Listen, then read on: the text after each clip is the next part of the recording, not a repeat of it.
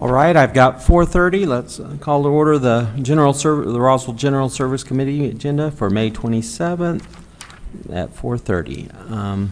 First, can I get a roll call? Here? Here. You might want to turn your microphone on. Councilor Moore? Here. All right. Mr. Chair, you have a quorum. All right. I need everybody had a chance to look over the agenda and the minutes from the last meeting? Yes, sir. Any questions? All right, I'll entertain a motion to approve the agenda and the minutes. Okay, I'd like to make a motion to approve the agenda and the minutes from April 22nd, 2020, as presented. I have a motion and a second. All in favor, signify by saying aye. Aye. All opposed, same sign. It passes. We have an agenda and we have minutes. All right, the first action item we have is consider recommending full council adoption of the interlibrary loan code for the United States, for the Roswell Public Library. Do we have, oh, there we have. Do we have a mic for her? Oh.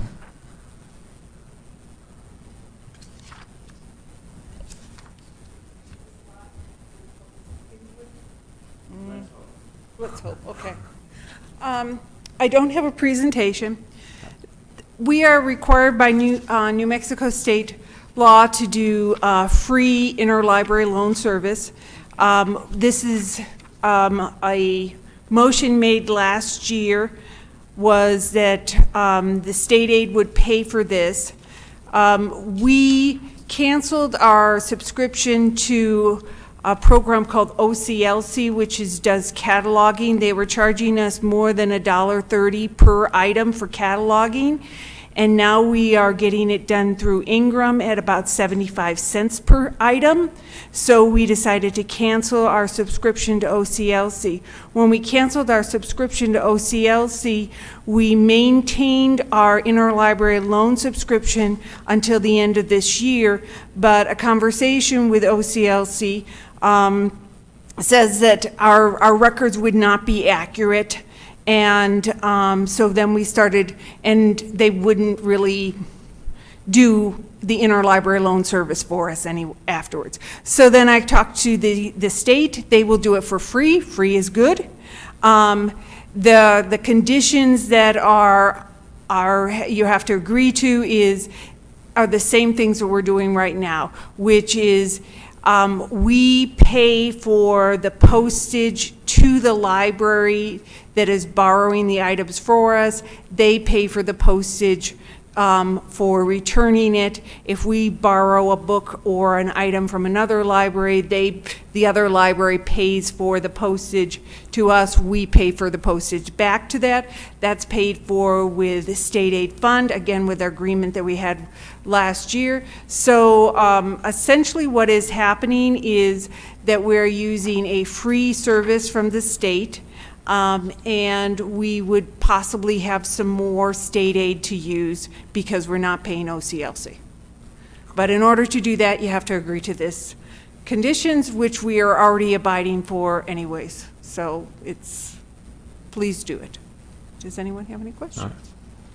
All right, any questions? I just want to say thank you because, we want to save money every chance we get, and so thank you. And even the state money, even if it's coming out of a state program, we do want to save money, and Yeah, then we can use it for something 50% else. is great. Yeah. So Thank you. Ms. Okay. Costley. All right, Need a motion? I'll entertain a motion.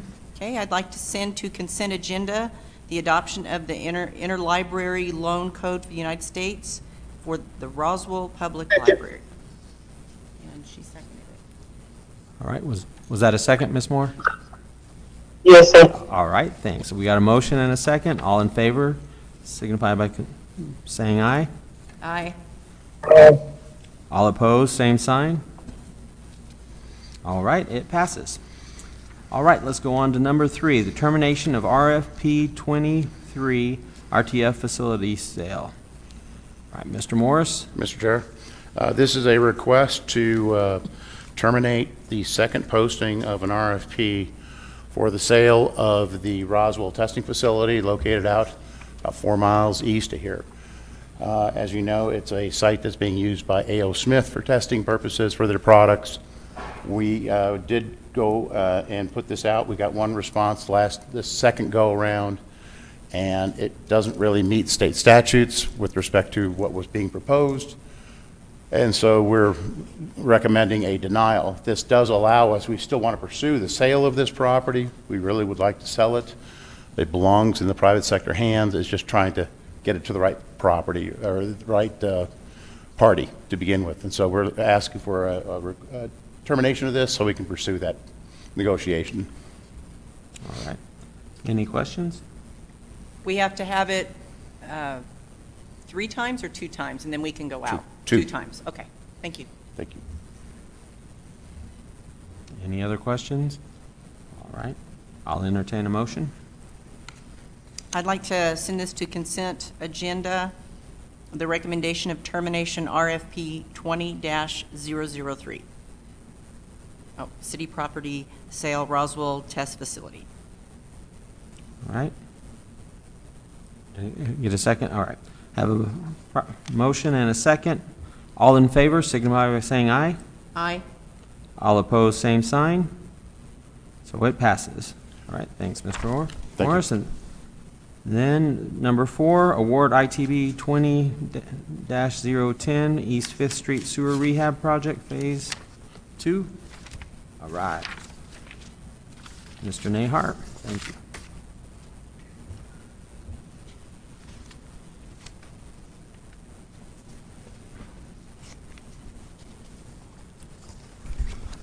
Mr. Chairman, committee, here to ask you to consider award ITB-20-010 East 5th Street Sewer Rehab Project to J&H Services Albuquerque in the amount of $161,744.56, which includes GRT. I would also request that it goes to consent agenda. As you see in your packet, we had 3 bidders. We did have a low bidder of Ferguson Construction of Lovington, but their bid was just considered way too low. I did make the phone call to them. They are a oil pipeline company, and they just made a big mistake, I have no clue. and you can't even get the materials for that price. So I did talk to them and said I was going to award it to the second. They said they understood, they had a bust, and we go with J&H Services, which is still underneath the engineer's estimate. And the budget for the waste for this is in the sewer current budget. And Daniel Mendiola is here if you have any questions about the budget. But this is phase 2 of the project. As you look on the picture, what it is, this project is located behind the park at 5th and Garden. And what it is, we have an easement, and over the years, people have built their fences in the easement and all sorts of stuff. So even though it's only about 600, 800 feet of sewer line, we have to go in there and move fences, secure fences with the dogs and everything, and we will be leaving with the fences in place so our guys can maintain it. And that's the gist of the project. All the neighbors have been having problems with the trees and the roots and the old clay tiles, so we're going to fix that, and so we can maintain it and improve the quality of life for that neighborhood. And I stand for any questions.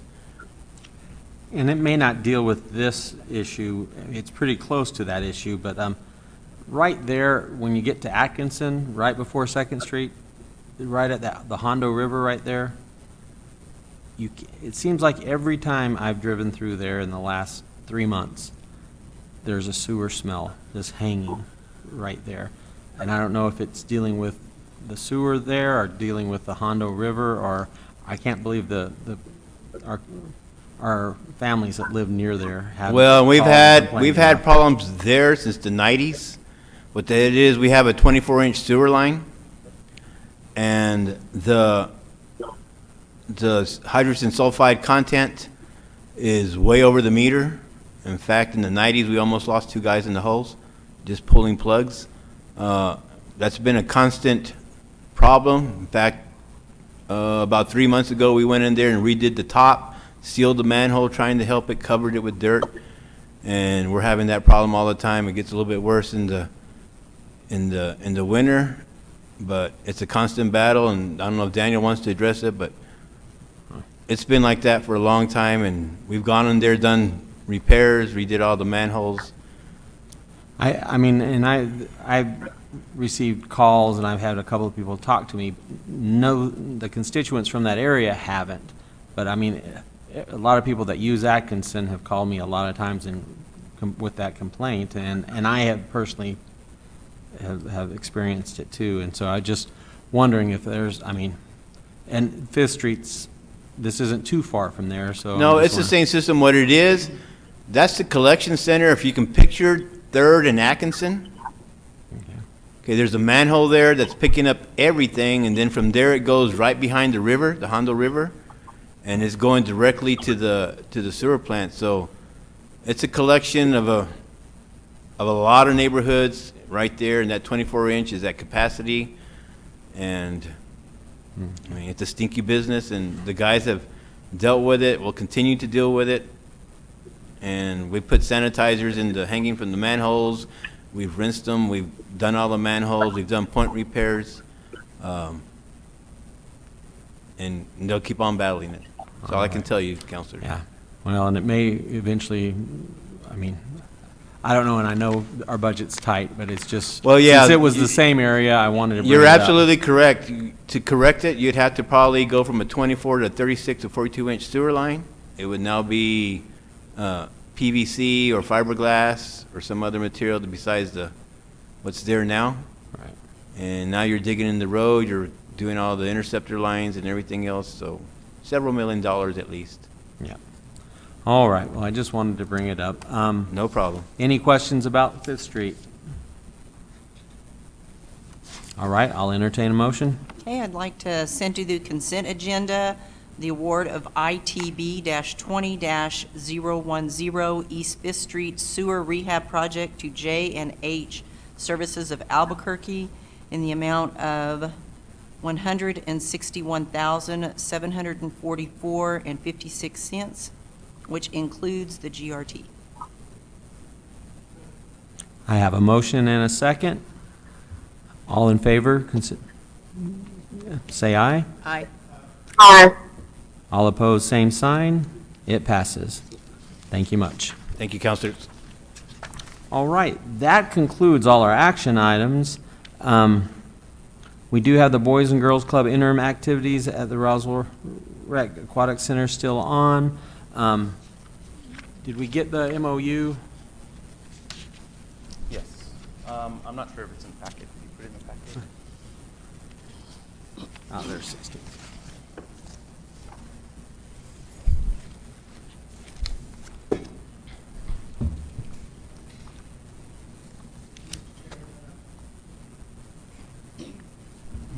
Mr. Chair, committee members, Marcus did provide a draft MOU, but I failed to include it in the packet. I Okay. think I missed that item, as well as looks like the other item not on the agenda is well, there's an abstract. The supporting documentation on the action form is not included, the MOU, but we do have a draft, I believe. Yes, we do have a draft of the MOU. Just to recap real quick about what we're doing, the Boys and Girls Club are obviously going to be displaced due to the construction on their building. It was suggested that we host them in the Roswell Aquatic Center. It was agreed upon. We worked out some details with the president, and we do have a draft MOU that the city attorney has put together for us, and it's very simple, straightforward, kind of standard basic MOU, nothing frilly about it. The addendums in the back list exactly what the rent is and some specific conditions, more importantly to safety and conduct for the participants, making sure they adhere to all CDC, state, local, and even their governing board guidelines to make sure all the kids are safe. The one contingent thing is right now, and we heard a couple of weeks ago that the governor has allowed some programs to happen this summer, but she did say it does have to happen at a 5-to-1 ratio. The Boys and Girls Club president has indicated that that's not going to happen. They can't make that work monetarily. He's hoping that by then, by July 1st, when they're planning on starting the program, that she'll loosen that up to a 9-to-1 ratio. If they can go to a 9-to-1 ratio, they can make that work, and they plan on holding it.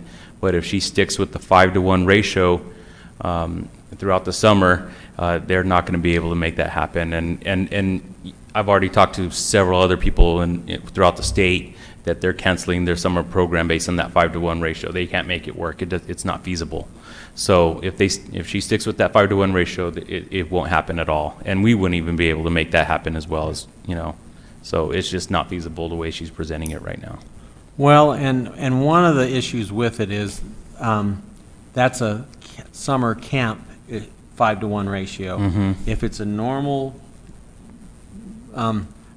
facility, it's 9-to-1 or 12-to-1, and that's with the Boys and Girls Club operating 2 units, the Roswell unit and the Ponderosa unit in Ruidoso.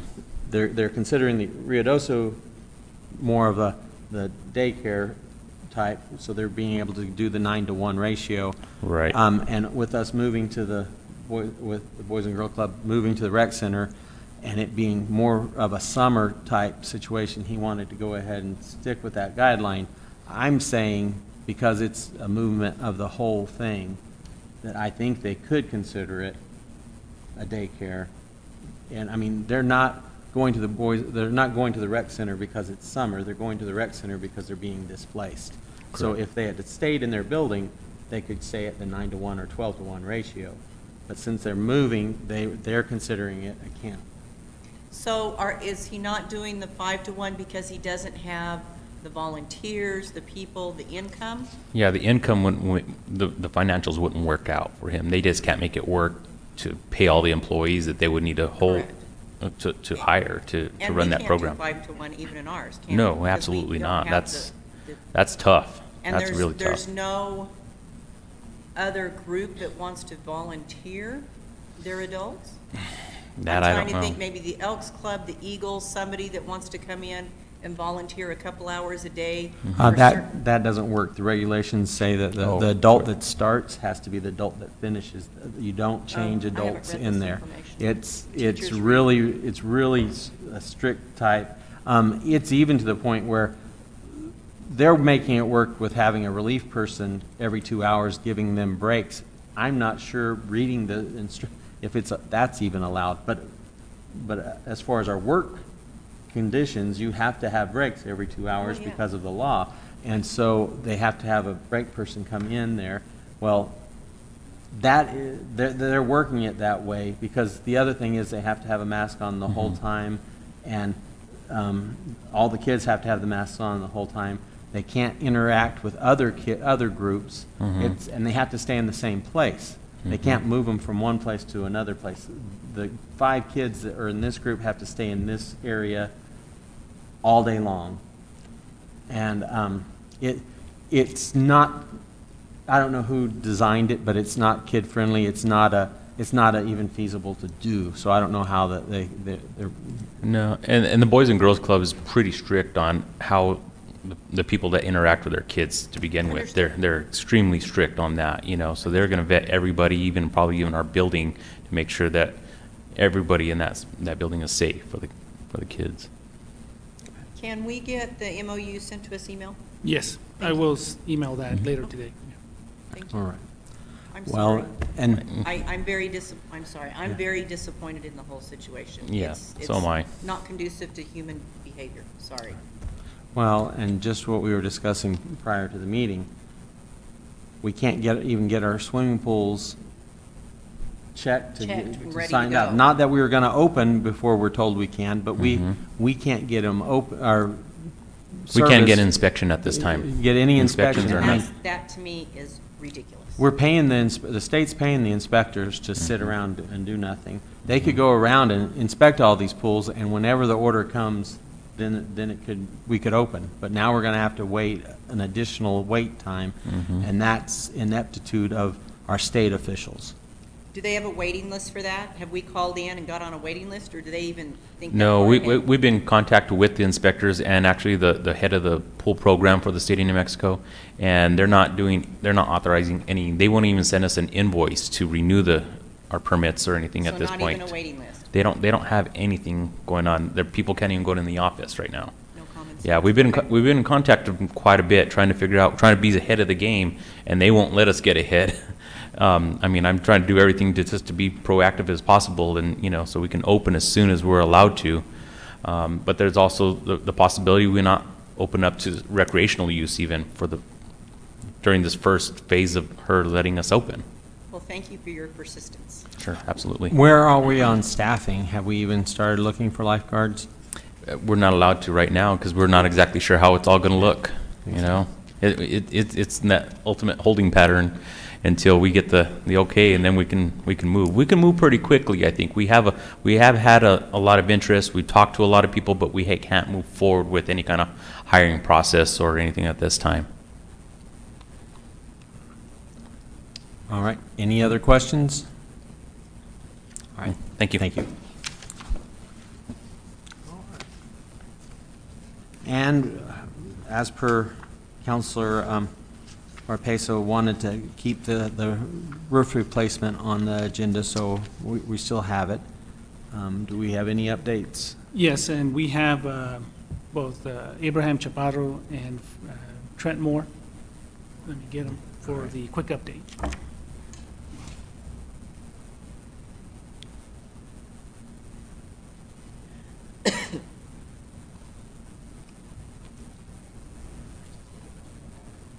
I don't understand why they can't get it ready, and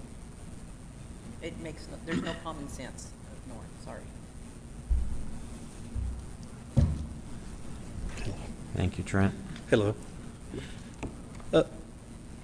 This is a non-action item. We wanted to bring it before the committee and just let you know that the roof is in disrepair, and we're going to want to look at replacing it. Some of the first estimates we got were at $65,000 plus contingency. That would be to remove the existing Spanish tile and go back with a colored standing seam roof. Is it a flat top roof? The majority of it is. The area that we're talking about is over the Bondurant room, Okay. which is the only pitch section of roof in the building. Okay, thank you. So the pitch section's what's given us the problem, and not the flat? Yes. Wow. Yeah. It's nice for a It's change. considerably aged, and we even have some water damage and things starting to occur on the structure just from time.